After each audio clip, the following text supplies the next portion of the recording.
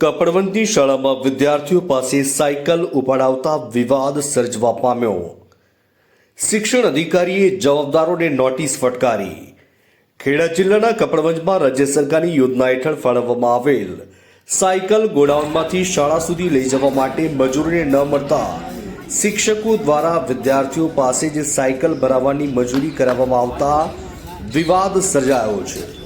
નગરની એક શાળા દ્વારા વિદ્યાર્થીઓ પાસે આઈસરમાં સાયકલો ભરાવવામાં આવી તો બીજી બાજુ શાળા દ્વારા આઈસરમાં ઢગલા બંધ સાયકલોની ઉપર બેસાડીને વિદ્યાર્થીઓને મુસાફરી કરાવવામાં આવી અને બાદમાં આઈસરમાંથી સાયકલો ખાલી કરાવવા માટે પણ વિદ્યાર્થીઓને જ ફરમાન કરવામાં આવતા ચકચાર મચી જવા પામી છે. ત્યારે આ સમગ્ર પ્રકરણને લઈને વાલીઓમાં ભારે રોષ જોવા મળી રહ્યો છે. અલ્તાફ શેખ, કપડવંજ. જી સર, આપણે કરીએ છીએ. કલ્પેશ રાવલ, જિલ્લા શિક્ષણાધિકારી, ખેડા, નડિયાદ. ગઈકાલે ઇલેક્ટ્રોનિક મીડિયાના માધ્યમથી ઘટના ધ્યાનમાં આવી છે. કેટલાક વિદ્યાર્થીઓ જે સાયકલ જે છે ટ્રકમાં થી ઉતારતા હોવાની વિગત સામે આવેલ છે. આ બાબતે આ ઘટના જે ખૂબ જ ગંભીર ઘટના છે.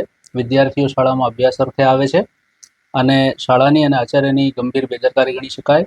આ બેદરકારી કોઈપણ સંજોગોમાં ચલાવી શકાય નહીં. એટલે આ ઘટનાની ખૂબ જ ગંભીરતા ધ્યાને લઈ અને શાળાના માત્ર આચાર્ય નહીં, તેઓના ટ્રસ્ટીશ્રીને પણ આજે બપોરે લેખિત ખુલાસા સાથે રૂબરૂ ઉપસ્થિત રહેવા જાણ કરવામાં આવેલ છે. તેઓને શોકોઝ નોટિસ દ્વારા ખુલાસો રજૂ કરવા જણાવવામાં આવેલ છે.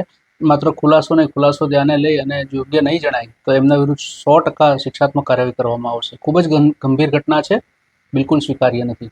આ બાબતે આપણે કેવા પ્રકારના પગલાં લેશો? જે આ બાબતે એમનો ખુલાસો રજૂ થશે એટલે ખુલાસોની વિગતો જે છે ધ્યાનમાં લેવી જોઈએ.